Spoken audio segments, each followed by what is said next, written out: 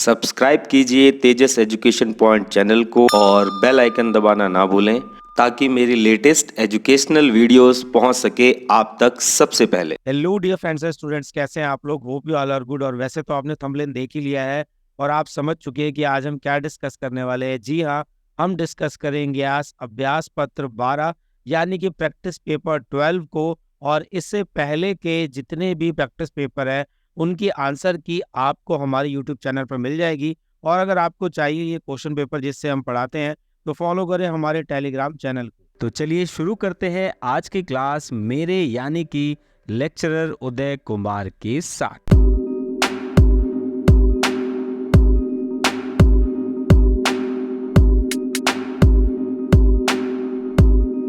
तो इंस्ट्रक्शन आपने ऑलरेडी बहुत बार पढ़ चुकी है तो हम इस पर टाइम वेस्ट नहीं करेंगे। हम डायरेक्टली चलते हैं हमारे पार्ट 1 की तरफ, जहां पर 1 मार्क्स के 12 एमसीक्यू क्वेश्चन जो होता है वो हमारा स्वागत करते हैं। तो यहाँ पर आपका जो पहला क्वेश्चन है वो है कि वैश्वीकरण एक बहुआयामी अवधारणा है जिसकी अभिव्यक्ति इस प्रकार है। तो एज यू ऑलरेडी नो कि हम यहाँ पर केवल आंसर्स को डिस्कस करते हैं। तो बेसिकली यहाँ पर क्वेश्चन में क्या पूछ रहा है कि वैश्वीकरण जो एक बहुआयामी अवधारणा है और उसके अंदर क्या क्या आता है। तो उसके अंदर हम देखेंगे कि संस्कृति भी आती है, आर्थिक भी आता है, राजनीतिक भी आता है। तो यहाँ पर हमारा राइट ऑप्शन क्या हो गया? उपरोक्त सभी जो है वो हमारा राइट आंसर है। सेकंड क्वेश्चन है 1992 यानी कि 1992 में किस घटना ने यूरोपीय संघ की फास्ट ट्रैक की स्थापना का समर्थन किया? और यहाँ पर हमारा जो राइट आंसर है स्टूडेंट्स वो है ऑप्शन ए, यानी कि सोवियत संघ का जो विघटन है उसी के कारण जो यूरोपीय संघ है वो एक फास्ट ट्रैक की स्थापना कर पाया। नेक्स्ट क्वेश्चन है क्वेश्चन नंबर 3, भारत में आपातकाल के बाद लोकतंत्र की बहाली का प्रतीक कौन बना? और वह जनता पार्टी का था। तो देखिए इस तरीके के क्वेश्चन में आपको एक ऑप्शन, एक हिंट पहले ही मिल गया कि वो जनता पार्टी का था। तो यहाँ पर स्टूडेंट हमारा जो राइट आंसर है वो है ऑप्शन ए, यानी कि JP नारायण, यानी कि जयप्रकाश नारायण जो है वो यहाँ पर हमारा राइट आंसर है। जल्दी से चलते हैं नेक्स्ट क्वेश्चन की तरफ। क्वेश्चन नंबर 4, क्वेश्चन नंबर 4 किसके ऊपर है? यूनिसेफ से रिलेटेड है। यूनिसेफ विश्व के कितने देशों में कार्य कर रहा है? और यहाँ पर स्टूडेंट्स अगेन हमारा जो राइट ऑप्शन है वो क्या है? 193 यानी कि 193 देश जो है वो यूनिसेफ में काम कर रहे हैं। नेक्स्ट क्वेश्चन है क्वेश्चन नंबर 5, भारत किस दलीय प्रणाली का पालन करता है? यानी कि भारत में कौन सा पार्टी सिस्टम जो है वो चलता है? और यहाँ पर हमारा राइट ऑप्शन है ए, यानी कि बहुदलीय प्रणाली, यानी कि मल्टी पार्टी सिस्टम जो है वो भारत के अंदर हम देख सकते हैं। नेक्स्ट हमारा क्वेश्चन है क्वेश्चन नंबर 6, इंदिरा गांधी के चुनाव को इलाहाबाद उच्च न्यायालय के न्यायाधीश जगमोहन लाल सिन्हा ने डैश को अवैध घोषित कर दिया था। तो यहाँ पर आपसे क्या पूछी गई है? तारीख पूछी गई है। और यहाँ पर स्टूडेंट आपका जो राइट ऑप्शन है वो है ऑप्शन सी, यानी कि 12 जून 1975 को इंदिरा गांधी को जगमोहन लाल सिन्हा जो कि क्या थे, उच्च न्यायालय के न्यायाधीश थे, उन्होंने इस चुनाव को अवैध घोषित कर दिया था। नेक्स्ट हमारा क्वेश्चन है क्वेश्चन नंबर 7 और क्वेश्चन है किस अंतरराष्ट्रीय निकाय ने निवेश, श्रम और सेवाओं के लिए मुफ्त व्यापार क्षेत्र यानी कि FTA बनाने पर ध्यान केंद्रित किया था? और यहाँ पर स्टूडेंट हमारा जो राइट ऑप्शन है बच्चों वो है सार्क, यानी कि option A SAARC.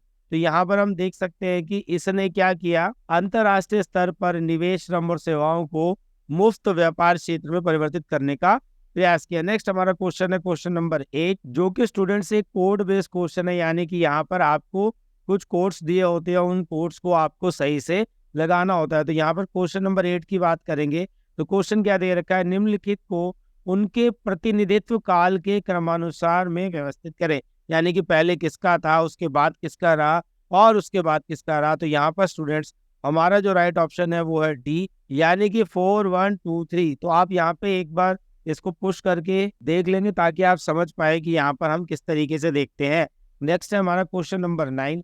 Question number 9 क्या कह रहा है कि उस राज्य का नाम बताइए जहां 1967 के विधानसभा चुनावों में एक गैर कांग्रेस पार्टी ने अपना बहुमत हासिल किया था। देखिए यहाँ पर कौन से इलेक्शन की बात कर रहे हैं? 1967 की बात कर रहे हैं। और यहाँ पर स्टूडेंट हमारा जो राइट ऑप्शन है वो क्या है? ऑप्शन डी मद्रास, जिसे वर्तमान में अब हम तमिलनाडु के नाम से जानते हैं। वहां पर एक गैर कांग्रेस पार्टी ने अपना बहुमत क्या किया था? हासिल किया था। नेक्स्ट हमारा क्वेश्चन है क्वेश्चन नंबर 10। नेक्स्ट हमारा क्वेश्चन अगेन जो है वो एक कोड बेस्ड क्वेश्चन है। तो यहाँ पर आपको कुछ ऑप्शन दे रखे हैं और उनमें से आपको बताना है कि कौन सा ऑप्शन जो है वो गलत है। तो यहाँ पर 10th क्वेश्चन हम देख रहे हैं, बांग्लादेश युद्ध यानी कि 1971 के बारे में निम्नलिखित में से कौन सा कथन या बहुत सारे कथन गलत हैं? तो यहाँ पर ये जरूर ध्यान देखना कि सही पूछ रहा है कि गलत पूछ रहा है, क्योंकि यहाँ पर कई बार स्टूडेंट जल्दबाजी में गलती कर जाते हैं। और अगर हम कोर्स की बात करें तो यहाँ पर हमारा राइट ऑप्शन जो है वो है डी, यानी कि केवल 2 ऑप्शन जो है वो ही गलत है, इसके अलावा बाकी सब कुछ ठीक है। जल्दी से मूव करते हैं नेक्स्ट क्वेश्चन की तरफ, क्वेश्चन नंबर 11, जो कि अभिकथन और कारण से रिलेटेड होता है। यहाँ पर जो अभिकथन है वो है कि नेहरू NAM के सह संस्थापक थे। तो ये बिल्कुल सही है। और कारण की बात करें तो कारण में बोला गया है कि स्वतंत्र भारत की विदेश नीति ने शीत युद्ध के तनाव को कम करने के लिए गुट निरपेक्षता की नीति को अपनाया। तो ये दोनों ही पॉइंट सही हैं। और अगर दोनों पॉइंट सही होते हैं तो हमारा राइट ऑप्शन क्या होता है? शाबाश बच्चों, आपने बहुत अच्छा गैस किया। तब हमारा राइट ऑप्शन होता है ए, यानी कि ए और आर दोनों सत्य हैं और ए का सही स्पष्टीकरण जो है वो आर करता है। तो यहाँ पर राइट ऑप्शन क्या हो गया? ए। जल्दी से चलते हैं नेक्स्ट क्वेश्चन की तरफ, जो कि सेगमेंट का लास्ट क्वेश्चन होता है, क्वेश्चन नंबर 12। क्वेश्चन नंबर 12 की बात करें तो ये भी एक अभिकथन और कारण पर आधारित प्रश्न है। तो यहाँ पर अभिकथन क्या पूछा हुआ है कि कुछ कारणों से मानव संसाधनों का एक राज्य से दूसरे राज्य में संस्थारण प्रस्ताव हुआ है। और कारण की बात करेंगे तो कारण यहाँ पर दिया गया है कि दक्षिण में गरीबी ने बेहतर जीवन की तलाश में उत्तर की ओर बड़े पैमाने पर प्रवासन को प्रेरित किया, यानी कि यहाँ के लोग कहाँ जा रहे हैं? ऊपर की तरफ जा रहे हैं। तो स्टूडेंट हमारा यहाँ पर राइट ऑप्शन क्या हो गया? ऑप्शन बी, यानी कि ए और आर है तो दोनों सत्य, लेकिन आर जो है वो ए का सही स्पष्टीकरण नहीं करता है। तो यहाँ पर हमारा जो पार्ट 1 12 क्वेश्चन होते हैं 1 मार्क्स के लिए MCQ फॉर्मेशन में, वो कंप्लीट हो चुका है। तो क्विकली चलते हैं पार्ट 2 की तरफ, यानी कि खंड खा की तरफ, जहाँ पर हमारे जो क्वेश्चंस होते हैं वो 2 मार्क्स के लिए होते हैं। और यहाँ पर हमारे पास जो पहला क्वेश्चन है जो कि है क्वेश्चन नंबर 13। क्वेश्चन यहाँ पर पूछा गया है कि आपातकाल के दौरान समाचार पत्रों को सेंसर किए जाने के क्या कारण थे? तो जैसा कि हम सभी को पता है कि आपातकाल जब इंदिरा गांधी के द्वारा लगाया गया था तो उसमें सेंसरशिप को भी लगाया गया था। और यहाँ पर पूछा गया है कि उस सेंसरशिप को लगाने के क्या कारण थे। तो सेंसरशिप का मतलब जैसा कि आपको पता है एक तरीके से मीडिया पर कंट्रोल होता है, यानी कि समाचार पत्रों में या मीडिया के सोर्स में जो भी खबर जाएगी वो किसके थ्रू जाएगी? सरकार से अगर उसे वैलिडेशन मिल जाता है, मान्यता मिल जाती है, उसी के बाद छपती है। तो इसके कारण पूछे गए कि क्या था। तो आंसर में आप क्या लिख सकते हैं कि आपातकाल के दौरान लोगों ने सरकार विरोधी भावनाओं को रोकने के लिए समाचार पत्रों पर क्या लगाया गया था? सेंसरशिप लगाया गया था, ताकि देश में विरोधी भावनाएं सरकार के प्रति जो है उसे रोका जा सके। और सरकार ने विभिन्न समाचार पत्रों की प्रेस की किसी भी मामले को प्रकाशित करने से पहले पूर्व अनुमति, यानी कि पहले उसकी मान्यता आपको लेनी पड़ेगी, उसी के बाद क्या कर सकते हैं? आप उसे छाप सकते हैं। तो आई होप आपको ये आंसर क्लियर हो गया होगा। नेक्स्ट हमारा क्वेश्चन है क्वेश्चन नंबर 14। क्वेश्चन कह रहा है कि वह कौन से 2 मुद्दे हैं जो उत्तर पूर्व भारत की राजनीति पर बहुत ज्यादा हावी है? और आंसर में आप लिख सकते हैं कि पहली जो मांग है वो है स्वायत्तता की मांग, और दूसरी है अलगाववाद और बाहरी लोगों के विरोध के लिए जो आंदोलन चलाए जाते हैं। इन दोनों को हम देख सकते हैं कि उत्तर पूर्वी भावनाओं में ये बहुत ज्यादा हावी रही है। नेक्स्ट हमारा क्वेश्चन है क्वेश्चन नंबर 15। क्वेश्चन नंबर 15 क्या कह रहा है कि विकेंद्रीकृत नियोजन से आप क्या समझते हैं? यानी कि डिसेंट्रलाइज प्लानिंग जो है वो क्या है?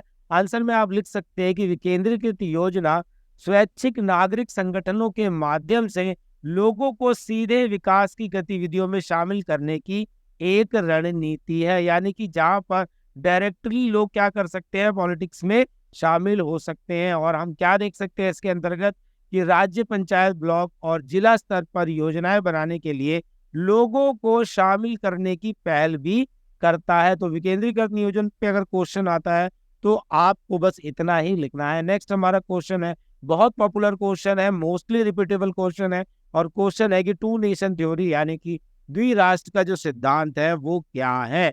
तो हम इसे कई बार डिस्कस कर चुके हैं, प्रोटोकॉल के तहत एक बार देख लेते हैं। तो द्विराष्ट्र का जो सिद्धांत है उसमें क्या है, भारत में रहने वाले दो प्रमुख समुदायों के बीच सांस्कृतिक, राजनीतिक, धार्मिक, आर्थिक और सामाजिक असमानताएं जो थी उन्हें देखा जा सकता था। इस आधार पर वो बटे हुए थे किन दो कौमों में, यानी कि हिंदू और मुस्लिम। इस सिद्धांत ने दो अलग देशों या हम कह सकते हैं राष्ट्रों की मांग को जन्म दिया, जहां पर एक कौम जो मुस्लिम कौम है उसके लिए पाकिस्तान की बात कही गई और दूसरी तरफ हिंदुओं के लिए भारत की मांग की गई। और ये पूरी अगर मैं घटना की बात करूं, ये मांग किसके द्वारा की गई थी, तो मुस्लिम लीग के द्वारा की गई थी। मुस्लिम लीग का मुखिया कौन था, तो मोहम्मद अली जिन्ना था। उनके द्वारा ही ये द्विराष्ट्र का सिद्धांत प्रतिपादित किया गया और कांग्रेस ने हमेशा इसका विरोध किया। तो अगर 4 मार्क्स का क्वेश्चन इस तरीके का आता है तो ये जो एक्स्ट्रा पॉइंट मैंने आपको बताया वो भी आपको इसमें लिखने होंगे। क्विकली चलते हैं नेक्स्ट क्वेश्चन की तरफ, क्वेश्चन नंबर 17 जो कि है 2 मार्क्स के लिए। और क्वेश्चन है, नेहरू की विदेश नीति के दो प्रमुख सिद्धांतों में से किसी एक की व्याख्या करें। तो यहाँ पर आप कितने भी सिद्धांत लिख सकते हैं, लेकिन आपको 2 लिखने हैं जिनकी व्याख्या भी करनी है। तो पहला हम क्या देख सकते हैं, नैम यानी कि नॉन अलाइनमेंट मूवमेंट, या हिंदी में कहते हैं गुट निरपेक्ष आंदोलन।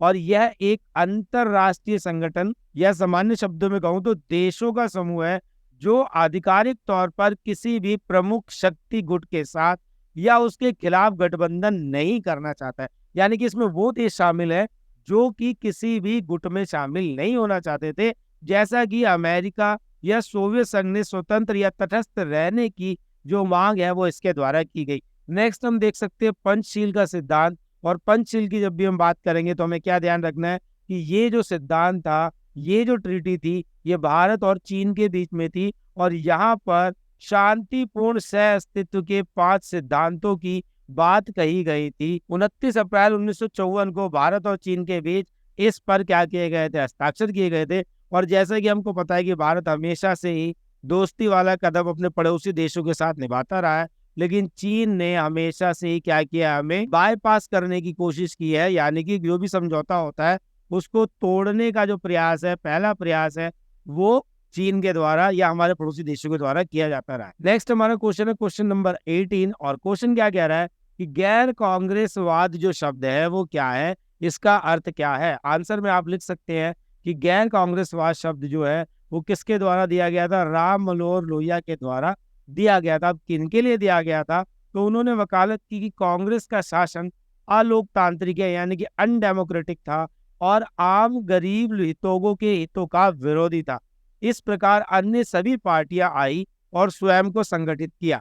तो यानी कि जितने भी नॉन कांग्रेसी और विपक्षी दल वाले थे उन सब ने क्या करा, कांग्रेस का विरोध किया और एक जगह इकट्ठे हो गए। और इसी के लिए हम जो शब्द यूज करते हैं वो गैर कांग्रेसवाद शब्द जो है वो इस्तेमाल करते हैं। तो आई होप आपको ये वाला क्वेश्चन भी अच्छे से समझ आ गया होगा। क्विकली चलते हैं हमारे थर्ड सेगमेंट की तरफ, यानी कि खंड गा की तरफ। और खंड गा में जितने भी हमारे क्वेश्चन रहेंगे वो कितने मार्क्स के लिए स्टूडेंट रहेंगे, शाबाश, आपने बिल्कुल सही गैस किया।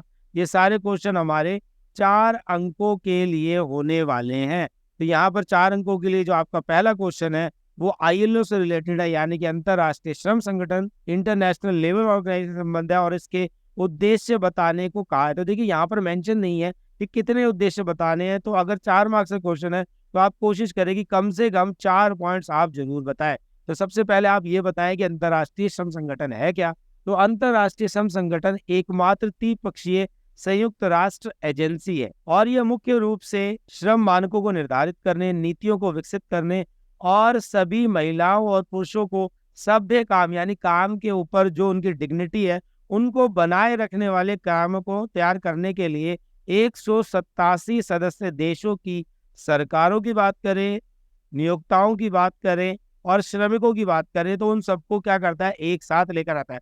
तो अगर मान लीजिए आपका 2 मार्क्स का क्वेश्चन आपसे पूछा गया है कि ILO क्या है, तो आप ये आंसर भी यहाँ पर लिख सकते हैं। लेकिन यहाँ पर क्वेश्चन 4 मार्क्स का है तो अब हम इसके 4 उद्देश्य जो है वो एक्चुअली हम ऊपर बता चुके हैं, अब उसी को बायफरगेट करके लिखना है। तो आप लिख सकते हैं कि ILO के जो 4 प्रमुख उद्देश्य है वो इस प्रकार है। पहले उद्देश्य के रूप में हम देख सकते हैं कि कार्यस्थल पर मानकों और मौलिक सिद्धांतों और अधिकारों को बढ़ावा देना और उन्हें साकार करना। दूसरा पॉइंट जो है वो यहाँ पर बहुत ही क्लियर है, इक्वल डिस्ट्रीब्यूशन की बात कर रहा है, यानी कि महिलाओं और पुरुषों के लिए वंशानुगत रोजगार सुरक्षित करने के लिए अधिक से अधिक अवसर जो है वो पैदा करना। थर्ड पॉइंट के रूप में हम देख सकते हैं, तीसरे पॉइंट के रूप में हम देख सकते हैं कि सभी के लिए सामाजिक सुरक्षा की जो कवरेज है और प्रभावशीलता को बढ़ावा देना भी इसका एक प्रमुख उद्देश्य है। और लास्ट हम देख सकते हैं कि त्रिपक्षीयवाद और सामाजिक संवाद को मजबूत करना भी इस संगठन का एक प्रमुख उद्देश्य है। तो आई होप आपको ये क्वेश्चन भी अच्छे से क्लियर हो गया होगा। अब जल्दी से चलते हैं हमारे नेक्स्ट क्वेश्चन की तरफ, जो कि है 4 मार्क्स के लिए।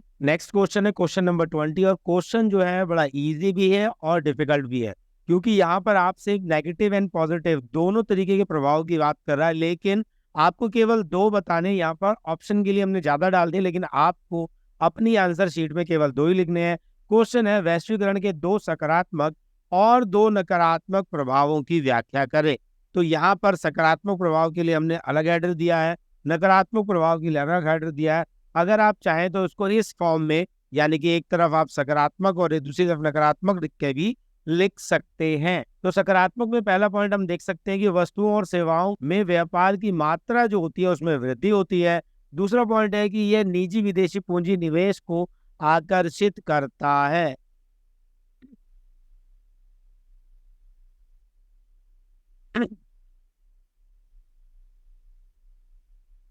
थर्ड पॉजिटिव में देख सकते हैं कि ये नौकरियों के लिए अवसर जो है उसको प्रदान करता है या पैदा करता है।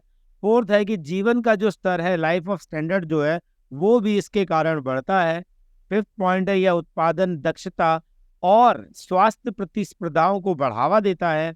और लास्ट हम देख सकते हैं यहाँ पर 6 पॉइंट में, यह प्रत्यक्ष विदेशी निवेश को भी आकर्षित करता है।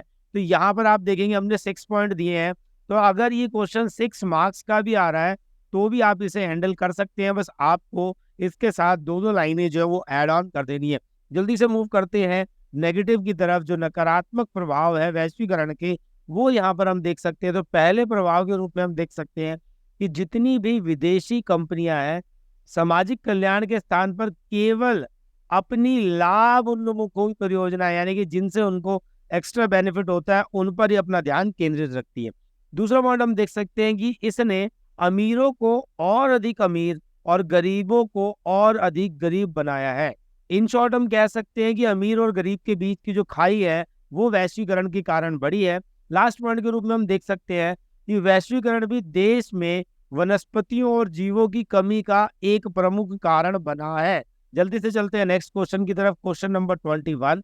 क्वेश्चन नंबर 21 जो है वो इंडो पाक वॉर के बारे में है, यानी कि 1971 के बांग्लादेश युद्ध के इन्हीं 4 परिणामों का वर्णन कीजिए। तो पहले परिणाम के रूप में हम देख सकते हैं कि भारत ने आर्थिक और सैन्य रूप से पूर्वी पाकिस्तान की मांग का समर्थन किया। नेक्स्ट पॉइंट हम देख सकते हैं कि 1971 के युद्ध ने पाकिस्तानी सेना को पूर्वी पाकिस्तान में आत्मसमर्पण करने के लिए मजबूर किया। नेक्स्ट है बांग्लादेश का गठन एक स्वतंत्र देश के रूप में हुआ। और लास्ट पॉइंट के रूप में हम देख सकते हैं कि बांग्लादेश ने धर्मनिरपेक्षता, लोकतंत्र और समाजवाद में विश्वास की घोषणा करते हुए अपने संविधान को तैयार किया। तो 4 मार्क्स के लिए दैट्स इनफ। तो चलिए इसी के साथ बढ़ते हैं नेक्स्ट क्वेश्चन की तरफ, क्वेश्चन नंबर 22, जो कि भारत और इजराइल संबंधों के ऊपर है।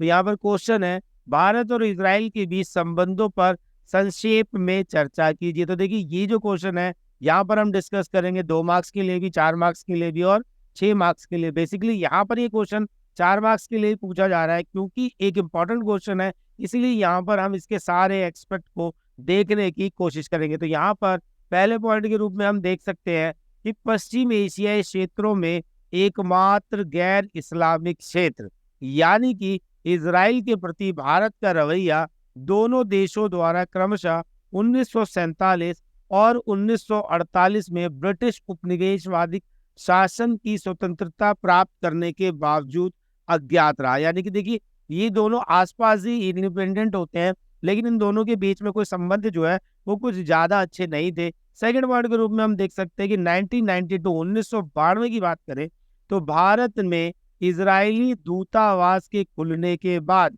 दोनों देशों के बीच औपचारिक रूप से राजनयिक संबंध जो होते हैं वो क्या होते हैं बेटा, वो विकसित होते हैं। थर्ड पॉइंट के रूप में हम देख सकते हैं कि 1996 और 1998 में बीजेपी यानी कि भारतीय जनता पार्टी के नेतृत्व वाली एनडीए सरकारों के गठन के बाद दोनों देशों के बीच संबंधों में क्या आने लगी बेटा, मजबूती आनी शुरू हो गई। और चौथे पॉइंट के रूप में हम देख सकते हैं कि दोनों सरकारों के मुख्य यानी कि प्रधानमंत्री नरेंद्र मोदी की 2017 में जो इजराइल यात्रा हुई थी और प्रधानमंत्री बेंजामिन नेतन्याहू ने 2018 में भारत की यात्रा के साथ दोनों देश लोकतांत्रिक देशों के बीच जो संबंध है वो प्रगाढ़ होने शुरू हो गए, यानी कि मजबूत होने शुरू हो गए। लास्ट पॉइंट के रूप में हम देख सकते हैं कि दोनों देशों ने सांस्कृतिक आदान प्रदान, सुरक्षा और रक्षा, आतंकवादी विरोधी, अंतरिक्ष अनुसंधान, जल ऊर्जा और कृषि विकास जैसे विभिन्न क्षेत्रों में आपस में सहयोग किया। तो देखिए, अगर 2 मार्क्स का क्वेश्चन आ रहा है तो आपको केवल 2 पॉइंट लिखने हैं, 4 मार्क्स का आ रहा है तो 4 लिखने हैं, और अगर आ रहा है 6 मार्क्स का तो आपको ये सभी पॉइंट जो है वो अपनी आंसर बुकलेट में लिख देने हैं। तो आई होप आपको ये क्वेश्चन भी अच्छे से क्लियर हो गया होगा। जल्दी से चलते हैं इस सेगमेंट यानी कि पार्ट 3 के लास्ट क्वेश्चन की तरफ, और क्वेश्चन जो है वो है क्वेश्चन नंबर 23। और यहाँ पर आपसे जो क्वेश्चन पूछा गया है वो है कि जेपी यानी कि जयप्रकाश नारायण जो थे वो कौन थे और उन्होंने किसकी वकालत की। आंसर में आप लिख सकते हैं कि स्वतंत्रता के बाद भारत में जयप्रकाश नारायण पहले नेता थे। देखिए यहाँ पर देखेंगे ये क्या थे, फर्स्ट मिनिस्टर थे जिन्होंने विशेषकर गुजरात और बिहार के युवाओं की भागीदारी के माध्यम से भ्रष्टाचार के खिलाफ जो है वो मोर्चा खोला था। उन्होंने भ्रष्टाचार के खिलाफ लोकपाल के कार्यकाल की वकालत की। साम्यवादी समाजवाद उनका सिद्धांत भारत को 3 प्रमुख परतों वाले सामुदायिक सामाजिक रूप में देखता है, जिसमें सबसे पहले था समुदाय, दूसरा था क्षेत्र और अंत में था राष्ट्र। सभी को एक साथ मिलकर सच्चे संघ का उदाहरण बनाने की जो वकालत है वो जयप्रकाश नारायण जी के द्वारा की गई। नेक्स्ट पॉइंट के रूप में हम देख सकते हैं कि उन्होंने संपूर्ण क्रांति का आह्वान किया, जिसके माध्यम से व्यक्ति, समाज और राज्य में परिवर्तन की वकालत जो है वो जेपी के द्वारा की गई थी। उन्होंने नैतिक, सांस्कृतिक, आर्थिक, राजनीतिक, शैक्षिक और परिस्थितिक परिवर्तन को शामिल करने का प्रयास जो था वो इस क्रांति में किया था। लास्ट पॉइंट के रूप में हम देख सकते हैं कि उन्होंने राजनीतिक परिवर्तन में वापस बुलाने का जो अधिकार है, लोकतांत्रिक राजनीति में ग्राम मोहल्ला समितियों का महत्व और देश में स्वच्छ राजनीति के लिए ऊपरी भागों के राजनीतिक संघर्ष में शामिल होने का जो आह्वान है उसे भी अपने इस क्रांति में शामिल किया। तो हम कह सकते हैं कि भारतीय इतिहास में जयप्रकाश नारायण जो थे वो एक महत्वपूर्ण भूमिका में हमारे सम्मुख आते हैं। तो आई होप आपको ये क्वेश्चन अच्छे से समझ आ गया होगा। चलिए जल्दी से चलते हैं नेक्स्ट सेट की तरफ, जहां पर हमारे क्वेश्चन जो है वो 5 अंकों के लिए होते हैं, यानी कि सेट डी यानी कि भाग घ। और यहाँ पर हमारा जो स्टूडेंट्स पहला क्वेश्चन है क्वेश्चन नंबर 24, और ये जो क्वेश्चन है स्टूडेंट्स ये क्या होता है, एक पैसेज बेस्ड क्वेश्चन होता है जहाँ पर आपको पैसेज ऑलरेडी दिया होता है और उसके आंसर आपको एमसीक्यू फॉर्मेशन में देने होते हैं। तो पैसेज जो है वो आपने ऑलरेडी व्हाट्सअप या टेलीग्राम के माध्यम से आप तक पहुंच चुका था, तो आप ऑलरेडी पढ़ चुके होंगे। यहाँ पर हम डायरेक्टली डिस्कस करेंगे आंसर्स को।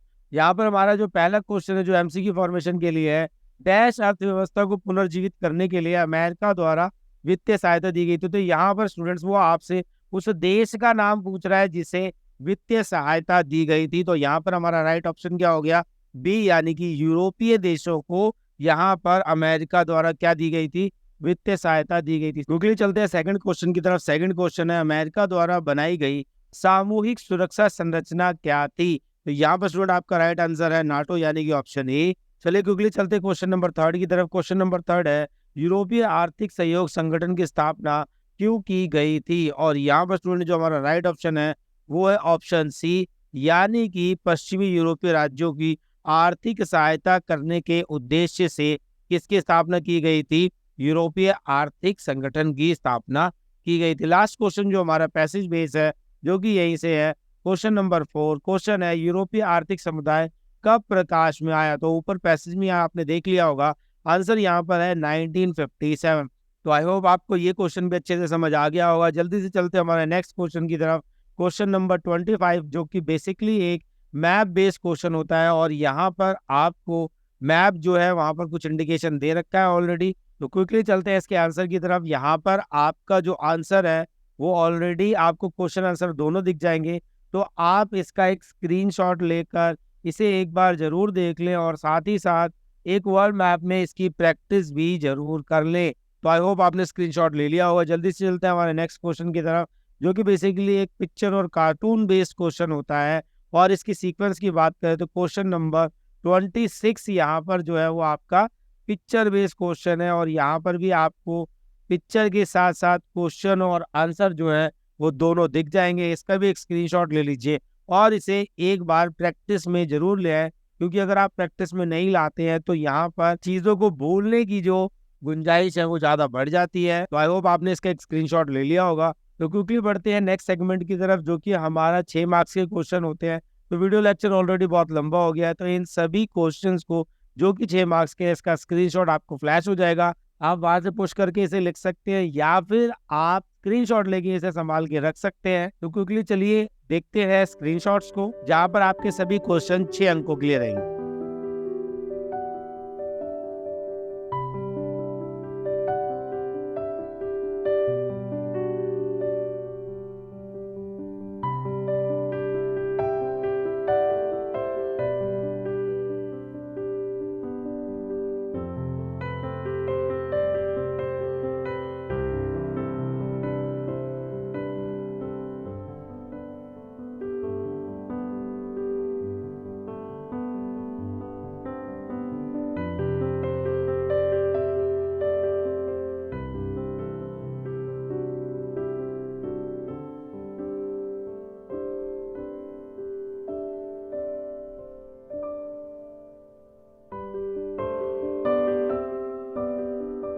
तो आई होप आपको ये सभी क्वेश्चंस और ये पूरा प्रैक्टिस पेपर अच्छे से समझ आ गया होगा। तो आज की क्लास में बस इतना ही। मिलते हैं आपसे नेक्स्ट क्लास में, जहां पर हम नेक्स्ट प्रैक्टिस पेपर को डिस्कस करेंगे। और हमेशा की तरह पहले आपको क्वेश्चन पेपर सेंड कर दिया जाएगा, आप खुद कोशिश करें, उसके बाद अगले दिन आपको वीडियो लेक्चर जो है वो अवेलेबल मिल जाएगा। तो तब तक के लिए जय भीम, जय भारत।